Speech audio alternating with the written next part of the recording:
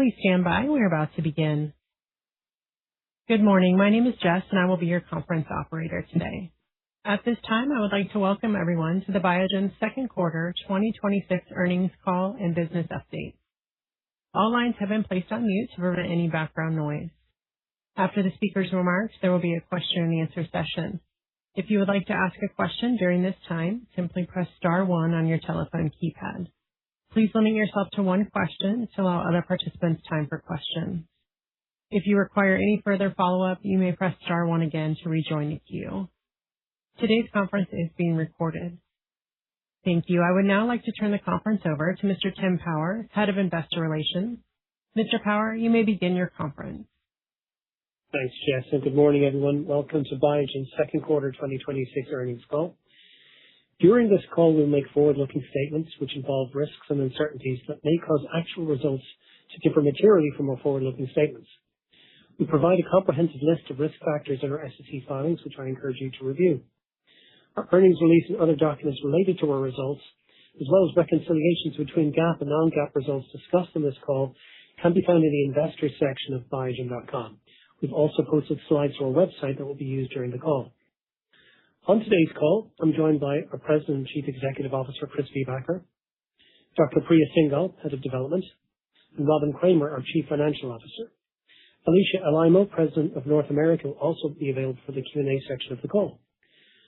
We'll make some opening comments and we'll move to Q&A. And to allow us to get through as many questions as possible, we kindly ask that you limit yourself to just one question. And I'll now turn the call over to Chris.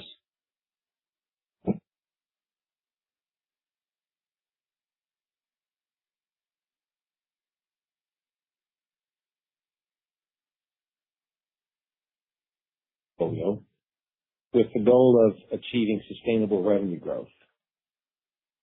So if I take the three elements that I think contribute to that is, first is our growth product portfolio. Now, even before we include the products from Apellis, we've seen significant growth, and in fact, our growth portfolio now is greater than our legacy MS portfolio. And that's really been most recently enhanced by two important achievements. The first is Spinraza high dose, where we've seen across all markets. The first market to be approved was in Japan, then Europe, and now the US. And we're starting to see this roll out into more international markets.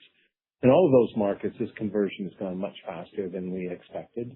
And that's an important development for us because this is an extremely competitive market where efficacy matters, and we've seen considerable efficacy benefits come from the high dose of Spinraza.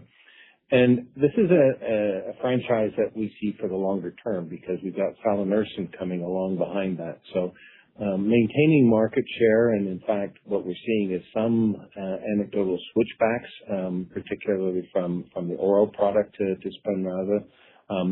It's been important not only for the quarter, but important for the franchise longer term. The second major achievement this quarter was really Leqembi iClick. It's the first of its kind Alzheimer's treatment, so now offering home dosing for both initiation and maintenance. I think there's probably two opportunities in particular here, maybe even three. The first is, obviously, with the biweekly infusion, a number of physicians are thinking carefully about which patients are actually going to be eligible for treatment.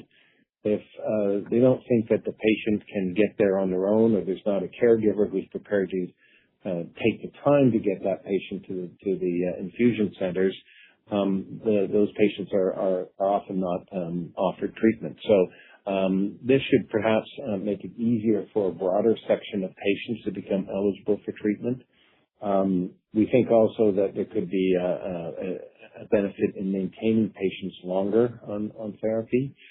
And then finally, we think there's a competitive advantage because the benefit that the competitor has with monthly dosing now seems to be much less when you've got a home subcutaneous option for them.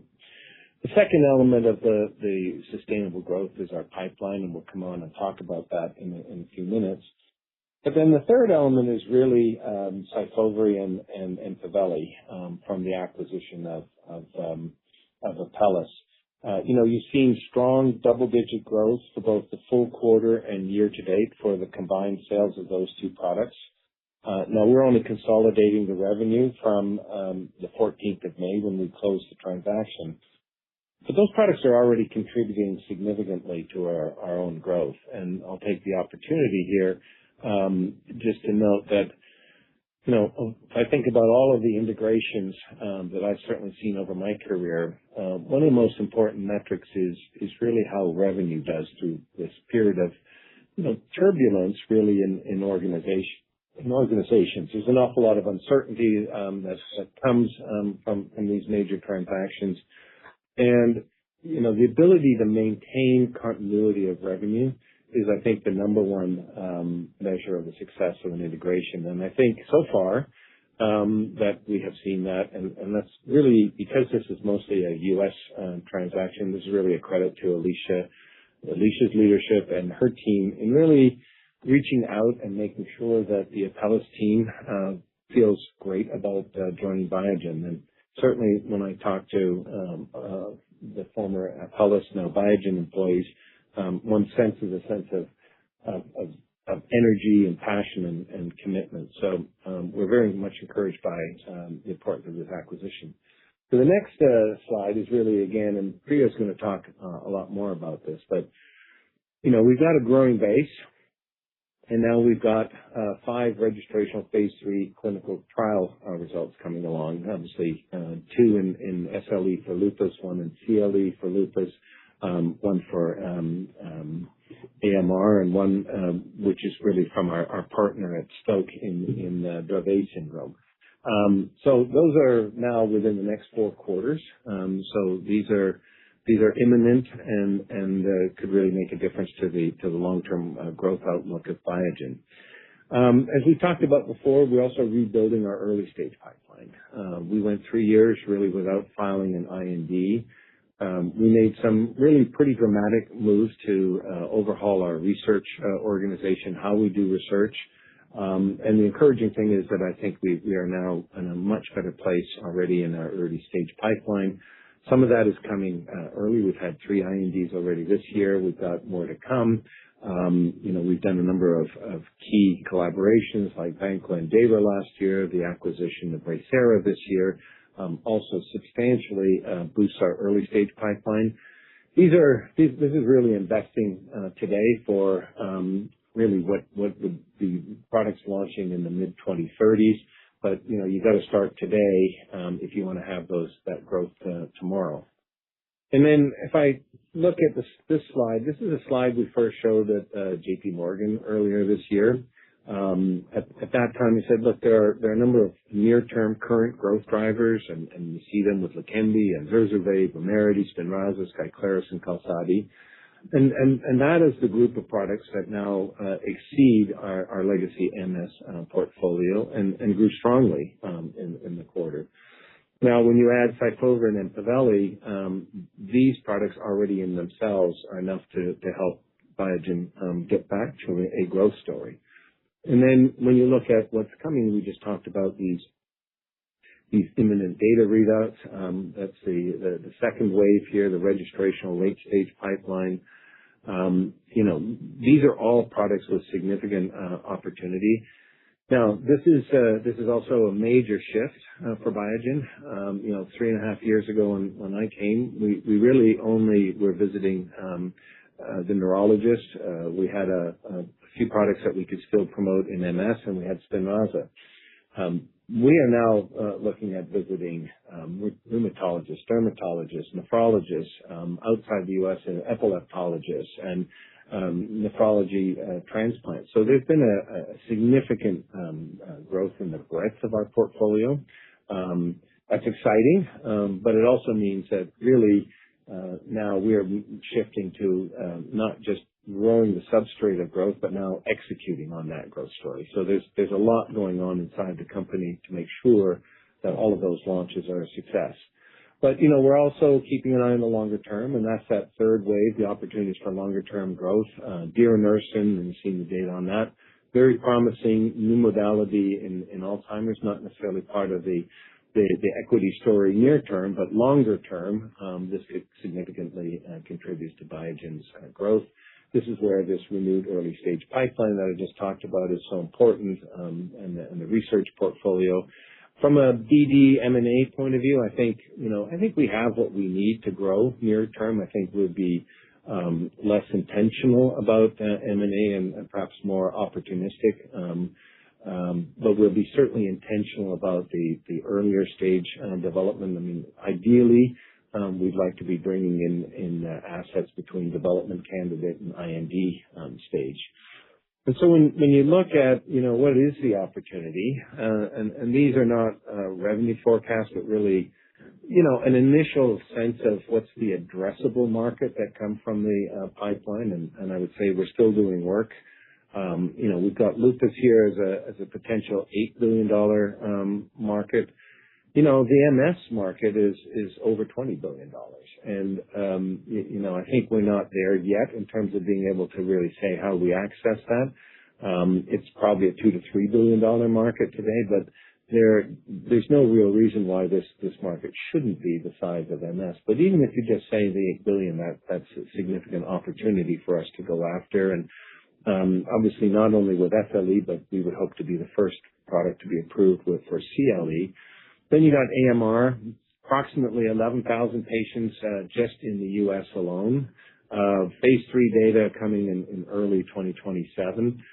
That's at least a $2 billion addressable market here. It depends on which pricing you're using, but when you see the pricing that is now occurring in IgAN, that is going to have a spillover effect on AMR. And then when you think about microvascular inflammation, which is another indication we're pursuing, that market could also grow. And of course, then later on, we've got IgAN and PMN data coming for felzartamab. And then Dravet syndrome, as you know, we have the ex-US rights, but even in ex-US markets, there are about 7,000 patients in Europe alone. And when you add up all of our key Biogen territories, that's at least a $2 billion opportunity. Again, we're busy working on that. We're still, in some ways, 18 to 24 months from launch on those things, and continuing to work. But this shows the potential. It also shows why we have to execute with excellence, and we're busy investing today to make sure those launches are a success. And so I go to the last slide. If you looked at Biogen pre the Apellis announcement, consensus of investors was that Biogen was going to be roughly flat through 2030. I think we're already seeing that consensus start to shift because people start to appreciate the Apellis transaction. But the way we certainly see it is when you take the Apellis marketed products and you add them to our own growth product portfolio, I think we're seeing a growing picture. And when you now then take the late stage registration pipeline, I can remember vividly one investor in a meeting that we had just after we had announced Apellis saying, I get it. The late stage pipeline now comes on top of a growing basis instead of a stable basis. And I think this slide neatly encapsulates really the strategy to return to sustainable revenue growth. And with that, turn it to Priya, who can talk a little bit more about that late-stage registration pipeline. Thank you, Chris, and good morning, everyone. As we deliver the new Biogen, a large part of our transformation and near-term opportunity for growth comes from our late-stage pipeline, as Chris mentioned, and I am excited about this future.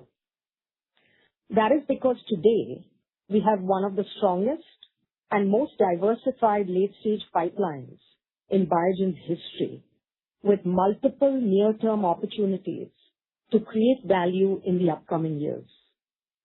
We shared this slide with you at the beginning of the year, and today you can see that we are delivering on the opportunities we outlined, including the FDA approval of ICLIC initiation, which is an important innovation for patients and caregivers. Beyond ICLIC, Biogen and Eisai presented new data at AAIC earlier this month. This included real-world evidence supporting the long-term benefits of continuous Leqembi treatment. We also shared new data for diranersen, establishing proof of concept in Alzheimer's disease, and we are now focused on developing the next steps for the program. And more broadly, we continue to demonstrate medical leadership across our portfolio with important new data presentations for both felzartamab and zorevunersen. While these milestones reinforce the potential of our portfolio today, what makes this period particularly exciting is what lies ahead in the near term. We are now entering a multi-year registrational cycle, beginning with SLE data by the end of this year and followed by multiple catalysts extending through the remainder of the decade. And while we remain focused on advancing our high conviction late-stage opportunities, in parallel, we continue to invest in the next wave of innovation. The progress we have made this quarter has meaningfully accelerated the transformation of our pre-proof of concept pipeline. At this point in the year, we are also now beyond our high-risk, high-reward readouts, as we mentioned at the outset. This includes our phase 2 BTK inhibitor, BIIB091, where we achieved proof of concept in relapsing remitting MS. And in line with our disciplined approach in how we advance assets, we are evaluating next steps given the increasingly competitive nature of that market. As we rebuild our early-stage pipeline, we expect to add 6 new programs this year, including new phase 2 proof of concept studies to broaden the potential of felzartamab and Empaveli in autoimmune disease, as well as first-in-human studies from our internal pipeline and the lead asset from the pending Raythera acquisition, which is now already in phase 1. Overall, we believe these investments are building a durable innovation engine with the promise of delivering sustainable long-term growth and value creation. So as we step back and look across the next several quarters, we expect readouts from 5 registrational studies across 4 important indications: SLE, CLE, AMR, and Dravet syndrome. And reflecting the strong execution of our teams and enrollment momentum, we have also accelerated the expected phase 3 readouts for felzartamab in AMR and litifilimab in CLE, with data now expected in the first half of 2027. Later this fall, we also look forward to presenting new 52-week data from the phase 2 portion of the ongoing Amethyst study at the EADV annual conference, which we believe will provide important insights into the durability of response for litifilimab in CLE. Taken together, these milestones are expected to generate important data over the next several months that has the potential to shape our next phase of growth. In summary, the strategic decisions and investments we have made over the past 3 to 4 years have positioned us to deliver near-term readouts while advancing long-term innovation. And we look forward to continuing to share our progress with you. With that, I would now like to turn the call over to Robin, who will provide a financial update for the quarter. Thank you. Thank you, Priya. Good morning, everyone. I'm pleased to be speaking with all of you today following a strong revenue performance in the second quarter. Total second quarter core pharmaceutical revenue was $1.8 billion, up 4% year over year and 12% quarter over quarter. This performance was driven by our growth portfolio, which generated over $1 billion of revenue in the quarter, up 24% year over year and 25% quarter over quarter. The Biogen standalone growth products, excluding our Apellis, Syfovre, and Empaveli revenue, was $933 million, up 9% year over year and 10% quarter over quarter. And as Chris noted, generating revenue in excess of our legacy MS portfolio again this quarter. Our growth portfolio has been further strengthened with the addition of Syfovre and Empaveli from the Apellis transaction, which generated $128 million in combined revenue for the period post the May 14th acquisition date.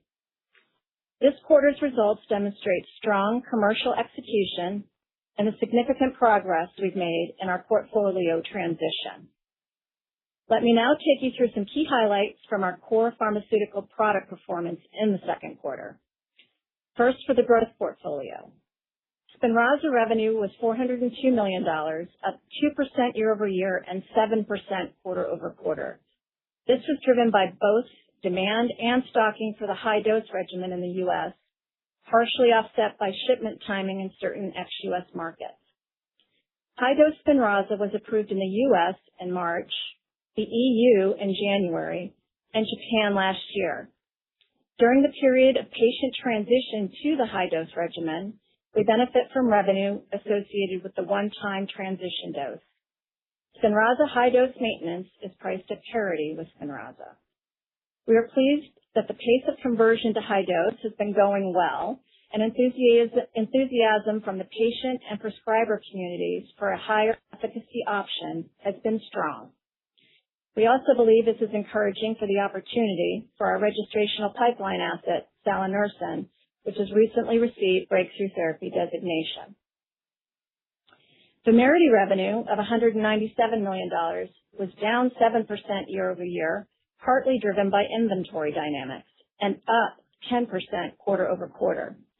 Revenue for the first half of 2026 was up 7% versus the comparable period in the prior year. Leqembi in-market revenue was $184 million, up 15% year-over-year and 9% quarter-over-quarter. We saw a continuation of market growth in key markets, including the U.S., Japan, and China. And as Priya mentioned, we're pleased to have received FDA approval for iClick initiation earlier this month. Skyclarys saw patient demand growth both in the U.S. and ex-U.S. in the second quarter, with revenue of $168 million, representing 29% growth year-over-year and 11% quarter-over-quarter. Skyclarys is now available in 36 countries, and we continue to expect Skyclarys growth to come largely from ex-U.S. as we advance the launch. Zurzuvae continued to show strong underlying demand growth with revenue of $71 million. And we're also pleased to announce that Zurzuvae is now launched in Germany.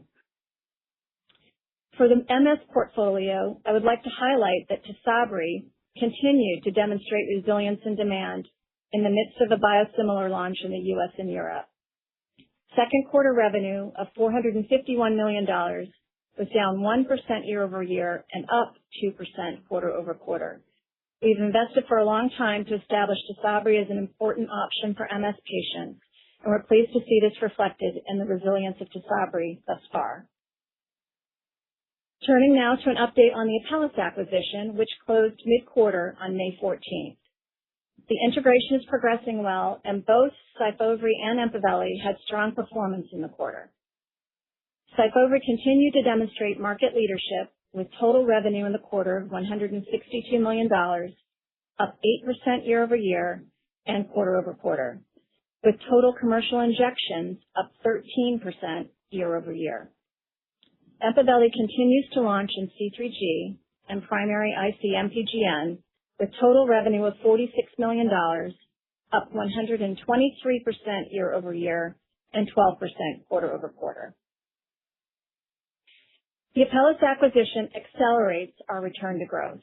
It adds 2 best-in-class commercialized medicines to our growth portfolio, which we expect to contribute materially to our top-line growth in the near and long term. We expect Syfovre and Empaveli on a combined basis to grow in the mid to high teens through at least 2028. In addition, we expect this transaction to materially increase our non-GAAP diluted EPS CAGR through the end of this decade. We expect approximately $120 to $130 million of impact to our other income expense line in both 2026 and 2027, associated with interest expense and foregone interest income associated with financing the transaction. We expect to generate at least $250 million of run rate synergies by the end of 2027, largely from optimization of general and administrative expenses and research and development. For 2026, we expect approximately 85 cents of non-GAAP EPS dilution, primarily from financing costs associated with the transaction. We expect the transaction to be accretive to non-GAAP diluted EPS in 2027. We believe this transaction represents an attractive use of capital that will further bolster both our top line and bottom line growth prospects in therapeutic areas aligned to our immunology and rare disease strategy. Moving on to the financial highlights. Total revenue for the quarter was $2.7 billion, up 3% year over year. Revenue from the anti-CD20 royalties and profit share, included in other revenue, was $514 million, up 10% year over year. This increase was driven by royalties from Ocrevus, which benefited from the recent subcutaneous launch, and resilience from Rituxan in the U.S. In addition to the revenue contribution in the quarter from Syfovre and Empaveli, as previously discussed, our results of operations for the second quarter of 2026 include a half a quarter of operating expenses and financing costs associated with the acquisition of Apellis. Non-GAAP cost of sales as a percentage of revenue was 22% in Q2 2026 versus 21% last year. The increase was primarily due to product mix, largely from increased contract manufacturing revenue. GAAP cost of sales as a percentage of revenue was also impacted by higher amortization costs associated with the acquired inventory fair value step-up adjustment for Sclerosis from the Reata transaction and Syfovre and Empaveli from the Apellis transaction. Non-GAAP core OpEx, or combined R&D and SG&A expense, increased 20% year over year. This reflects approximately $95 million of Apellis operating expenses from the May 14th acquisition date through the end of the quarter. For R&D, it also reflects our investments in our phase 3 clinical programs, including felzartamab's indication in MVI and salanersen, which were advanced as registrational studies in the second half of 2025, and litifilimab, where we expect the phase 3 SLE data later this year, including a $25 million year-over-year decrease in R&D funding from the Royalty Pharma funding for litifilimab. For sales and marketing, it reflects support of our U.S. and international product launches and investments in pre-launch activities for our late-stage high-conviction pipeline.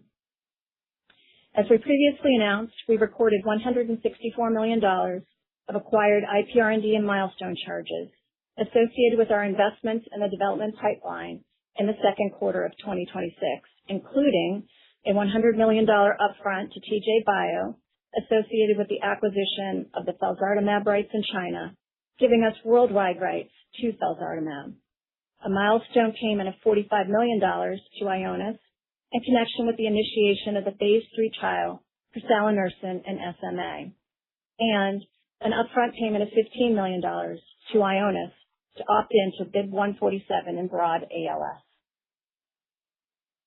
Now turning to cash flow and the balance sheet.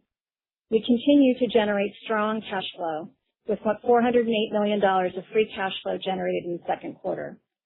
We exited the quarter with $1.3 billion of cash and $6.8 billion of net debt. We closed the Apellis transaction in the second quarter, which was funded with $3.6 billion of cash from the balance sheet and $2 billion of term loans. During Q2, we repaid $200 million of the term loans and continue to expect to repay the remainder of the term loans by the end of 2027. Turning now to guidance. Based on the expected revenue performance of our base business, including our growth products and Tysabri, our guidance update reflects a 60-cent increase in the underlying business guidance as compared to our previous guidance. We are pleased to be increasing our total revenue guidance from a mid-single-digit percentage decrease to a mid-single-digit percentage increase. This reflects both the expected performance of our growth products in Tysabri as well as the addition of Syfovre and Empaveli into our product portfolio. Our guidance also reflects updates to core operating expenses, other income and expense, and our full-year tax rate, primarily to incorporate the impact of the acquisition of Apellis. We expect our core operating expenses in the second half of 2026 to be between $2.65 billion and $2.7 billion. Our guidance also reflects updates associated with our strategic investments in the early and late-stage pipeline, as well as those associated with our near and midterm growth. It incorporates transactions that have been executed and our current expectations of those that will occur for the remainder of the year. It incorporates approximately a $3 non-GAAP diluted EPS impact of charges associated with IPR&D and milestones, including the Q2 TJ Bio transaction, the Ionis milestone associated with achieving the first patient dosed in STELLAR-1, our pivotal phase 3 salanersen study in SMA, and the pending Bracera transaction associated with the addition of a phase 1 immunology asset into the early stage pipeline, which is expected to close in Q3. And the expected full year 2026 85-cent dilution associated with the Apellis transaction, again, largely driven by the impact of financing costs. Our updated 2026 full year non-GAAP diluted EPS range is now between $12 and $13. Please be sure to review this slide as well as slide 25 in the appendix of this presentation and our press release for other important full year 2026 guidance assumptions. In closing, strong commercial execution in the Biogen base business and the addition of Syfovre and Empaveli resulted in strong top-line performance in Q2, and the completion of the Apellis acquisition accelerates our near and midterm top-line and bottom-line growth potential. With that, I would like to pass the call back to Tim to open us up for questions. Thanks, Robin. Jess, could we go to our first question, please? Certainly. If you would like to ask a question, please press star 1 on your telephone keypad. As a reminder, please limit yourself to one question. If you require any further follow-up, you may press star 1 again to rejoin the queue. Your first question comes from the line of Chris Schott with J.P. Morgan.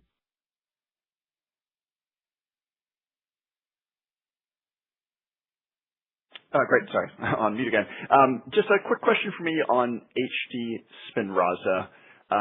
Just elaborate a little bit more on how the ramp is coming here compared to internal expectations, and just any metrics you can share on the conversion you're seeing in some of the markets where the product's has been launched for longer. Maybe also as part of that answer, can you just talk about how meaningful is the impact from patients switching back to HD to overall volumes of the product as well? I'm just trying to get just a general sense of just how this is progressing and impacting the franchise. Thank you. Hi, Chris. This is Alicia. I'll take that question. So if you really think about Spinraza, it's almost a decade after introducing the first SMA treatment. What I think you're seeing is Spinraza still setting the bar on efficacy in the space.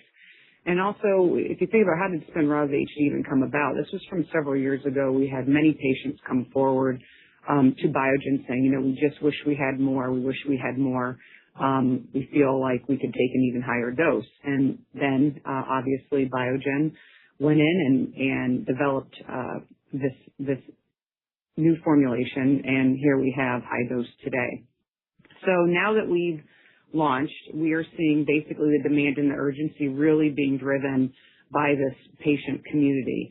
In fact, if you think about metrics, Spinraza high dose is exceeding the original launch of Spinraza in both start forms and grads in the first 13 weeks of launch, and we are growing every single week. So when you look at the Q2 revenue, sites are ordering high dose to prepare for each patient's next dose. And when you think about the dosing of the product, you do have to wait a quarter or two, depending on when you had your last dose of Spinraza. The feedback from patients so far that have received the product has been quite positive, also from the physicians quite positive. So the teams are really supporting the payer approvals and the account P&T reviews and patient transitions. Now, in this initial bolus of launch demand, you are seeing that the majority of the patients are transitioning from Spin 12 mg to high dose. However, we also have several patients who are either new to Spinraza, and particularly babies. We hadn't dosed a baby in years. And so we are seeing babies now getting dosed. And also we have had several switchbacks from Evrysdi. So we think for this year, what you're going to see is the bolus of the transitions along into the beginning of next year. But our big focus for 2027 is going to be on new starts and on switchbacks. One of the advantages that you have that we didn't realize was going to be such a positive in the market is with the Spin 12 mg, there are 4 loading doses. With high dose, there's only 2. And we do have patients who are more willing to do the 2 as the loading dose than the 4. And that is where you're seeing also some of the switchbacks and new patient starts. Yeah, and just the U.S. is actually one of the last countries to launch, actually unusually. So Japan, where we launched earlier as in Europe, that's where actually we're seeing, particularly in Germany, seeing a reversal of the trend of switching to oral therapy and some trending back. Now it's, I think it's still early days, and as Alicia said, it's largely first people moving from the lower dose to the high dose. But again, as Alicia said, in all markets, and I go talk to physicians around the world when I'm visiting our affiliates, at the end of the day, it's really in these devastating diseases efficacy that really matters, and there is an enhanced opportunity here for that. Okay, thanks, Chris. Let's go to the next question, please. We'll go next to Umer Raffat with Evercore. Hi, guys. Thanks for taking my question. I guess I want to touch up on expectations ahead of your lupus readouts this fall, and specifically, we've seen Benlysta track at sort of mid-teens separation on SRI. We've seen Sefnello from AstraZeneca track at something in the 20s. I guess based on all the work you guys have done, what separation versus placebo would constitute something that's considered very clinically meaningful and differentiated over what's out there in the marketplace right now? And Priya, could you also just remind us what dose of your BTK inhibitor is going forward? I'm just trying to think about the liver implications, but I would love to know what the dose is. Thank you. Thanks. This is Priya. I'll take that. So I think just stepping back, we're really excited about our Topaz trials. This is Topaz 1 and 2. We will have results from both of these in Q4 this year. These are our SLE trials. So maybe just stepping back, I'll just comment on the fact that, we've taken all the learnings from the prior trials to really ensure that we set these trials up appropriately.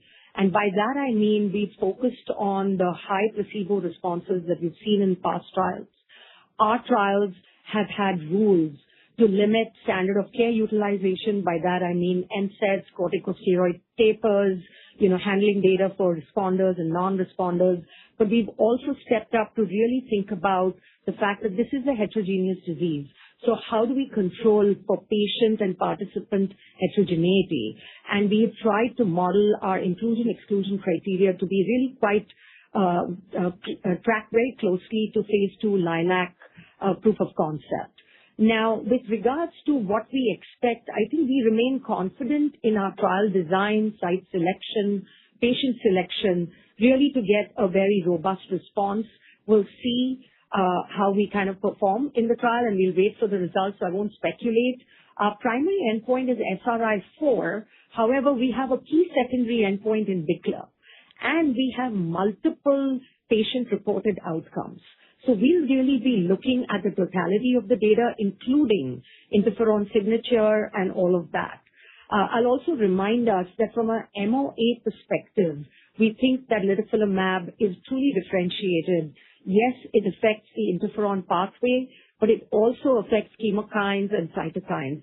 And we think this is what's going to provide really the overall benefit. And then, of course, CLE, we expect data next year, and we'll be presenting 52-week data at EADV this fall. So we remain confident in that data set as well. Now, moving to your second question on the BTK inhibitor, we haven't actually disclosed doses, so I won't be sharing much more information, and we're looking at what the next steps might be for this. I don't know whether you want to add anything, Alicia, in the market research, because I think this is one of those ones where it's no one thing that's going to be a marker of success. You've got steroid sparing. One of the things that we consistently hear from patients is fatigue, and yet you can't really build fatigue into an endpoint in the clinical trials as easily. So real-world evidence will play a role, but maybe you can say a few words on what it's going to take commercially to succeed. Yeah. Thank you, Chris. Hi, Umar. Nice to hear from you. First of all, we have now recruited several senior leaders with lupus experience, an entire medical team with lupus experience, and several marketers with lupus experience. And I have to say we've probably gotten more insights from them than the actual market research that you can get through third parties. And I have to say that, we talk about things like SRI-4 and endpoints, but when you really look at a physician and a patient and interactions they have, what we're finding in this market is there is a huge disconnect on what they expect from treatment. Doctors want to run a patient's experience just by what they see in labs, and patients will come in and say, the three things that are really bothering me are fatigue, brain fog, and joint pain. And I do believe in this market, when you look at CLE, where there's only less than 5% of CLE patients receiving an advanced therapy, and I also, because there is no approved therapy, think the CLE patient numbers are undercalled. I know that we've reported out 75,000. I think that is a much lower number than is actually out there. Secondarily, you're seeing that patients are getting lost in the system, being transferred from derm to room and room to derm, where no one really knows how to treat them. And then with the treatments that are on market as of today, there is downfalls. One, does not work very quickly or very well, and another has an infection safety issue. And so when you speak to these physicians, they are really looking for a treatment that can work much more quickly and can work in both CLE and SLE. So I think that there's a very long runway for this therapeutic area, and because there is such a huge unmet need and these patients are known, we can track them in the system because most of them are diagnosed. We know which physicians they've been diagnosed by and who they see. I think that even though there is a lot of work to do, I find this to be a very, very good therapeutic area to enter. Let's go to the next question, please, Jess.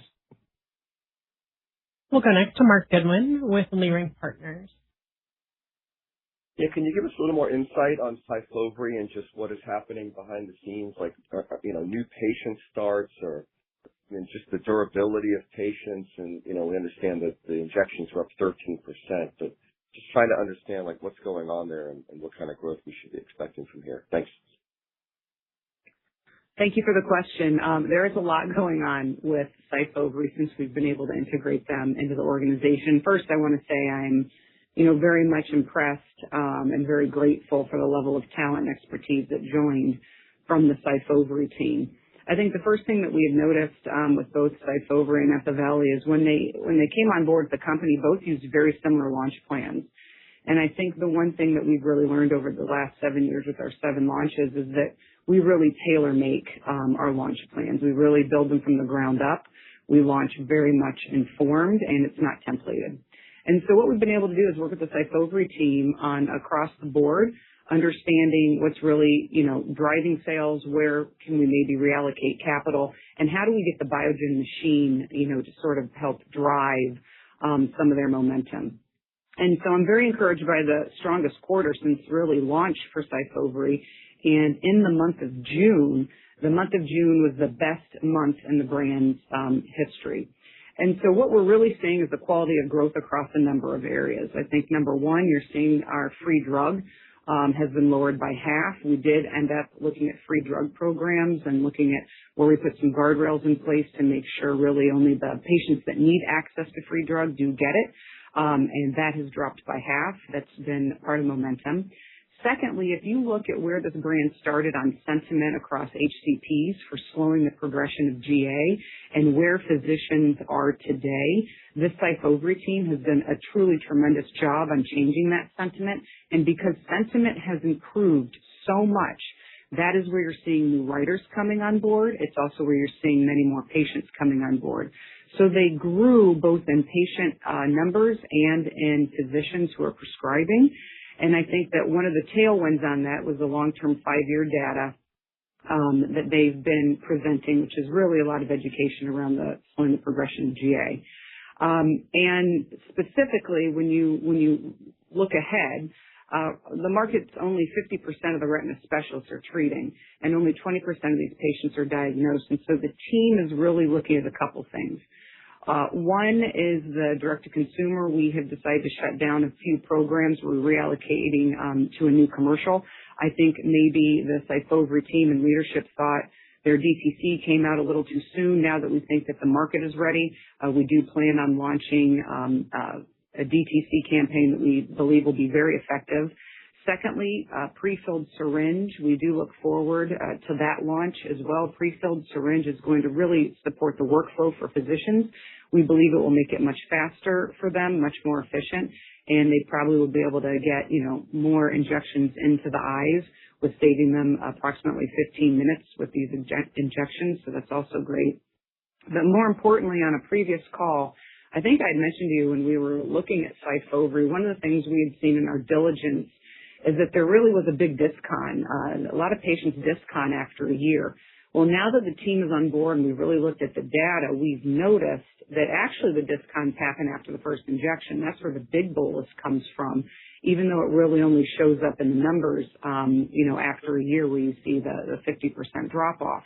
And we now believe, due to all of the brands that we've had, where we've had discon issues after either the first injection or first IV infusion, we know exactly what to do for that. So we are also rallying the team around how we support educating those patients and physicians on why they do not need to discon after the first injection, what kind of education needs to happen in the doctor's office.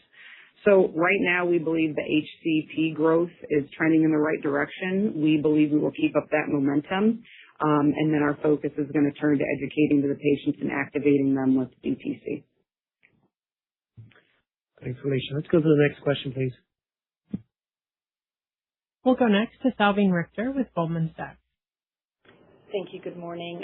Just circling back on your BTK inhibitor, BIIB091, could you just speak to how you expect this asset to be differentiated versus the later stage assets under development and how you're thinking about the safety profile given what's been seen? Thank you. Thank you, Salveen. This is Priya. So just stepping back, we took BIIB091, which is a peripheral BTK inhibitor, non-covalent, into a phase 2 trial in RRMS a few years ago. And now we've concluded the trial, and what we see is that it could have compelling efficacy in RRMS. But actually, as I mentioned in my remarks, we are looking at what is the appropriate next step. Because we see RRMS as a very crowded, competitive market, but we're also looking at the external inflections that we've seen in the BTK landscape. So we will communicate more about how we see this asset progressing further. And we haven't actually made a decision to specifically advance it into an indication. So we're not there yet. We're still evaluating the data. Overall, we see that it could perform really well in RRMS, but I think it's another very important example of how we prioritize assets in our portfolio, where we look at the scientific data, but we marry it up with the value and the opportunity in terms of totality and really capital allocation. So this is an example of where we're taking a pause, we're looking at the data, and we will assess how and when and if we would advance it beyond where it is today. I hope that helps. Thanks, Priya. Let's go to the next question, please, Jess. We will go next to Michael Yee with UBS. Thanks. Our question actually is going back to litifilimab in CLE. Do you believe that CLE is a higher probability given perhaps less heterogeneity of the patient population? You've already sort of talked about some of the risks in SLE and heterogeneity and placebo rates.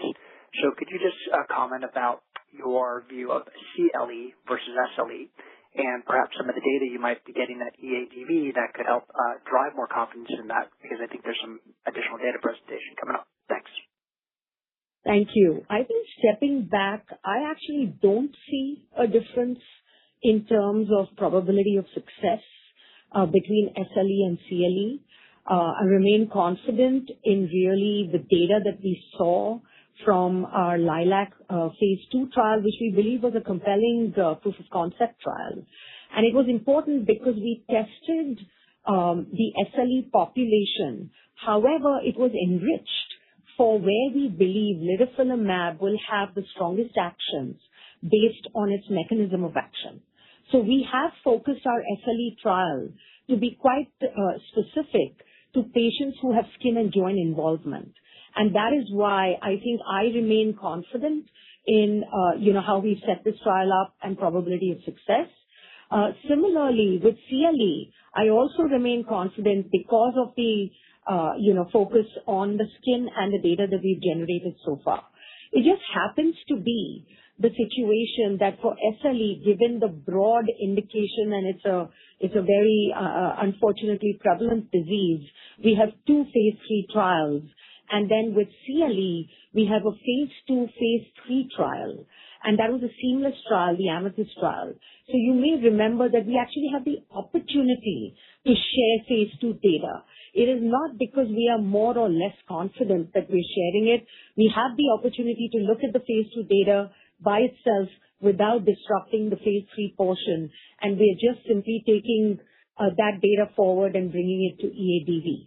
We've already shared the phase 2 randomized control part of Amethyst earlier this year. So now we're sharing the 52-week data, which hopefully will say more about durability of response. But no, I think we remain confident in all 3 trials. And then, as was mentioned, we think this is really highly undertreated. Very few biologics have made it, and they haven't really penetrated the market. And we think that is actually related to their treatment response. And we think, with the right mechanism of action, we really have we could meet a very high unmet need in this area. Go to the next question, please. We'll go next to David Amsellem with Piper Sandler. Hey, thanks. So on Empaveli, noticed you are initiating a phase 2 in FSGS. Wondering broadly how wide of a development net you're going to cast regarding the molecule, just given its complement C3 inhibition, and how you're thinking about other indications potentially beyond FSGS. And then secondly, if you can comment on your anti-CD40 that's phase 1 ready, maybe comment on how it's different mechanistically than the CD40 ligand antagonist dazodalibep that Amgen is running a phase 3 program in Sjogren's. Thank you. Thank you. Maybe I'll start with Empaveli there. So I think we remain excited about the fact that we've brought in Empaveli and, of course, its nephrology indications as well as the paroxysmal nocturnal hemoglobinuria remain very important commercial indications. But as we brought this in, our legacy Apellis team was already working up a lot of indications, and we looked at these, and there were 2 important nephrology trials that they were considering. One was delayed graft function, which we have paused, and we would not be continuing that. But the FSGS, we believe, remains a really important indication. And the reason for this is that we believe it's a high unmet need.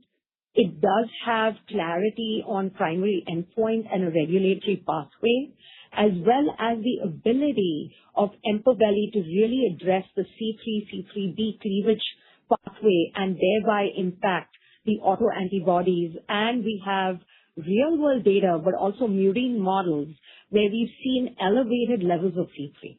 So we believe this really is a science-forward approach, and we are being very prudent. We're taking this forward as a phase 2 proof of concept, and we could have data really in short order once we initiate the trial. We also already have I think our Empaveli legacy team has already sought FDA feedback. So this really comes with a really nice package, which we believe is worth prosecuting. So that's where we are. We will be looking across really where does complement, specifically C3, have a large role in disease. But the other part, as I mentioned in the other example just short while ago, is really the value proposition. So we are always looking at the addressable market. For example, with this FSGS, we know there's about 27,000 patients in the U.S. We know there's 4 types. We will be running a very clear and decision-enabling, trial to really give us next steps. Now, with regards, shifting to your second question about the anti-CD40, we remain excited about the pathway. We think it's differentiated, and, it could be something that we bring forward also in autoimmune disease. We haven't shared that yet, but we will be communicating more when the time is right. Thanks, Priya. Jess, could we go to the next question, please?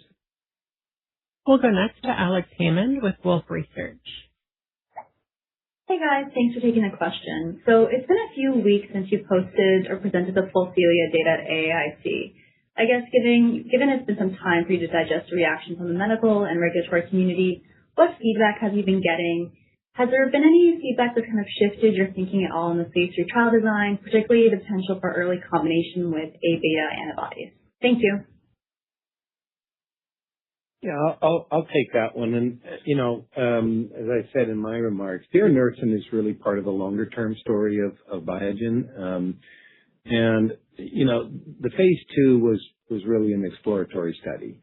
And the main, objective was really to see if you reduce tau, could you move cognition? Because up until now, tau has been a theory, been a favorite theory, but it's still a theory. And this is the first time anybody's shown any data on this. Now, the business decision really to go forward with that is Priya had already, when we got the data, arranged for an independent biostatistician to review the data. We had an outside KME review the data before we announced it. Then multiple advisory groups. We had the AAIC. One of the very strong feedbacks is the signal is real. This is not due to chance. A lot of people got there doing a lot of over-analysis of the dosing question. There's a lot of different hypotheses. There's one, it's very clear that tau is important to neurotransmission. And so while too much is not good, maybe too little is also not good. We just don't know. This is the issue of being in breakthrough. It's very exciting, but it's also one of the reasons we decided not to build a company on this type of product. This is one of these high risk, high reward. We're doing a lot of investigation and discussion with the neurology community, and obviously we'll be consulting with the FDA. We also have long-term extension data that are coming along, and we'll make those available. But this is a long-term investment. It'll be we're confident in the signal, and it could be an exciting option, but still going to have to go through phase 3, and it's not something that's going to affect Biogen's growth over the rest of this decade. So that's all we really want to say about diranersen at this stage. Thanks, Chris. Let's go to the next question, please. We'll go next to Brian Abrahams with RBC Capital Markets. Good morning. Congrats on a solid quarter. Thanks for taking my question. On sub-Q Leqembi induction, just curious what the initial demand or interest has looked like on the ground here versus your expectations, and then your latest views on the access dynamics and potential timelines there. Thanks. Hi, thank you. I'll take that question. As you know, earlier this month, we received approval for Leqembi IQLIK for induction, and it will be available by the end of August in market. So what we've done is our field teams are trained. We are educating the HCPs and letting them know availability is expected next month. So we've already had some demand. Of course, it's not getting filled yet, but they are put into a queue. And so we know as of yesterday, several physicians have already written scripts. And so we're not really counting that yet in our expectations until the product is actually readily available for the market. So we're keeping a close eye on that. Now, as you also know, ASI is trying to make access very easy for this and as simple as possible. And they are the ones working with the payers on Part D access. And so we will find out again in several months what kind of access we'll receive at the beginning of next year. However, even if some of the Part D plans don't contract for Leqembi, the other route, which they've been going through with IQLIK maintenance, has been medical exceptions. Now, when we pull the data to look at the medical exception rate for the product, it is quite high. Higher than most other therapeutic areas. And so even when a physician does put that through, the grant approval rate is high, meaning that they are getting the product for the patient.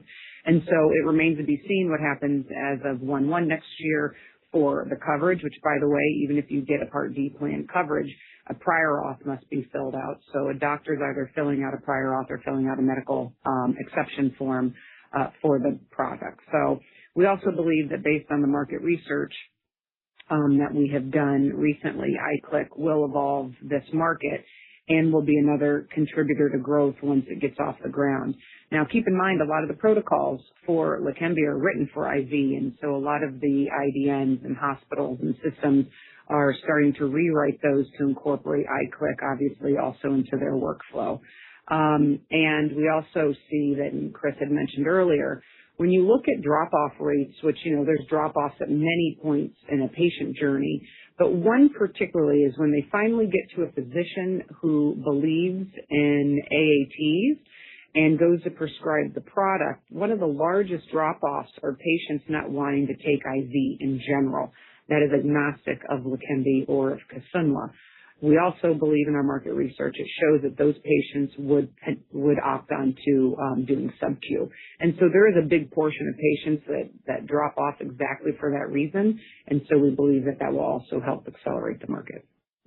Go to our next question, please, Jess. We'll go next to Paul Mattias with Stifel.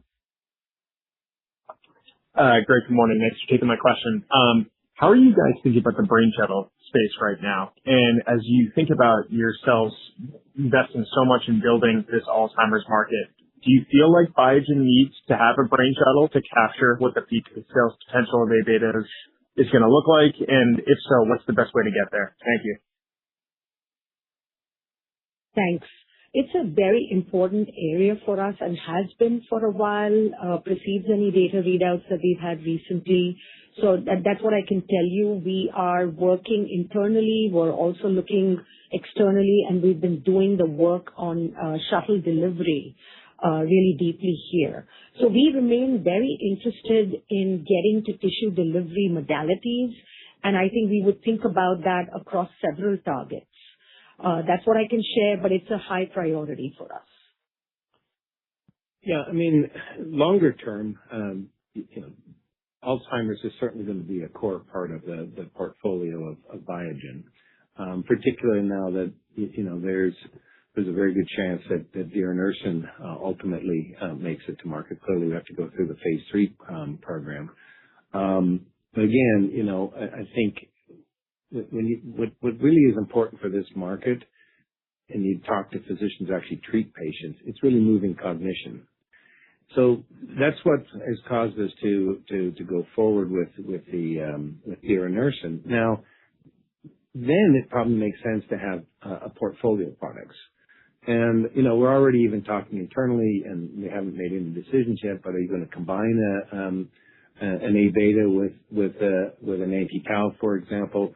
There's a question of, well, maybe you don't even need to take, after you do, say, 3-4 injections of anti-tau, maybe you need just an anti-A-beta to actually keep the tau from coming back. But all of those things are kind of what we're wargaming. This would be something that certainly would affect the business in the next decade. But I think if we're going to be in Alzheimer's, we are certainly looking to have a portfolio, and clearly brain shuttles would be the next generation of products to pursue. And as Priya said, we've been working on that for several years now. Thanks, Chris. We'll maybe try and squeeze two last ones in. Can we go to the next one, please, Jeff? Certainly. We'll go next to Evan Seigerman with BMO Capital Markets.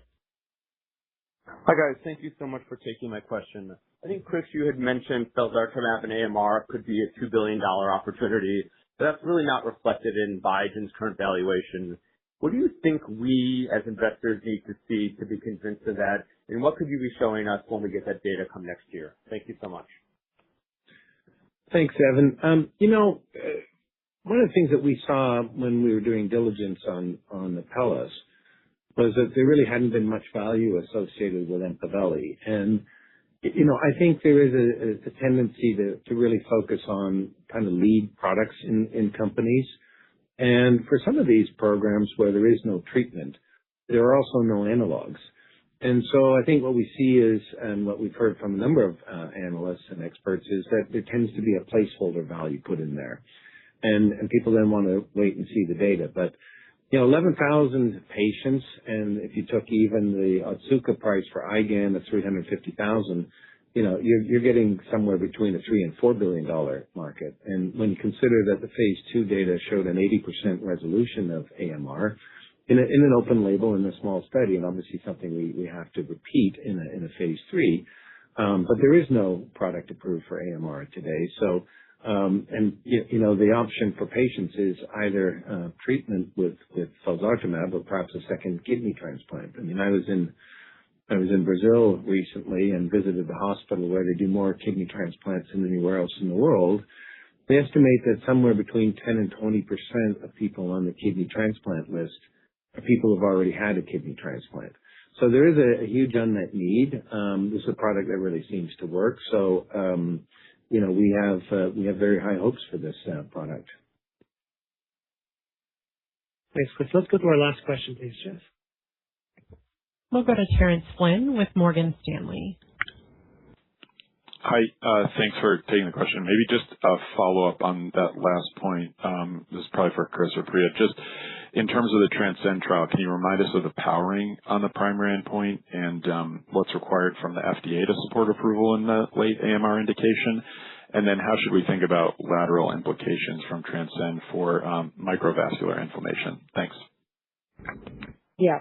I can start. I mean, we haven't commented publicly on the powering. We believe we have a very robust trial design and power to really give us confidence in the outcomes. So I think we remain confident in our trial design.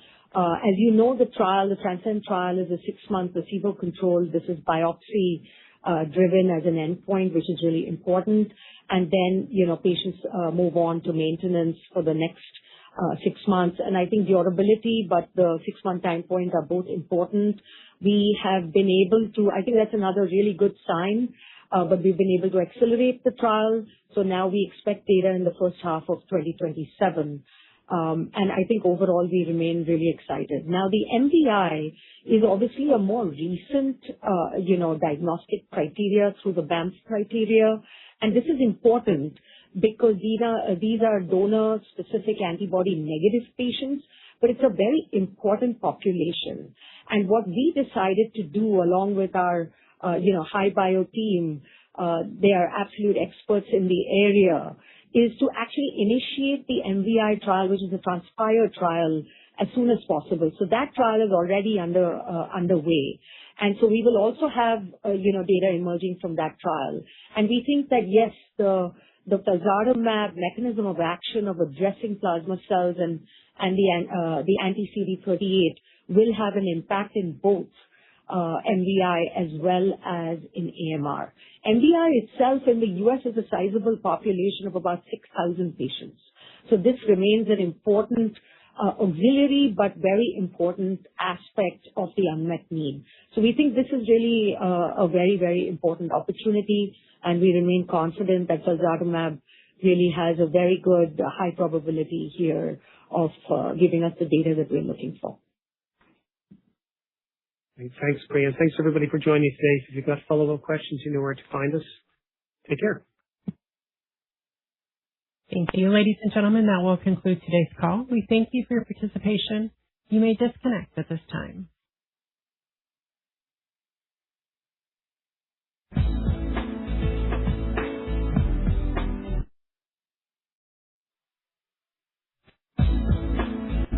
Again. Good. Please stand by. We're about to begin. Good morning. My name is Jan. Criteria through the BAMF criteria,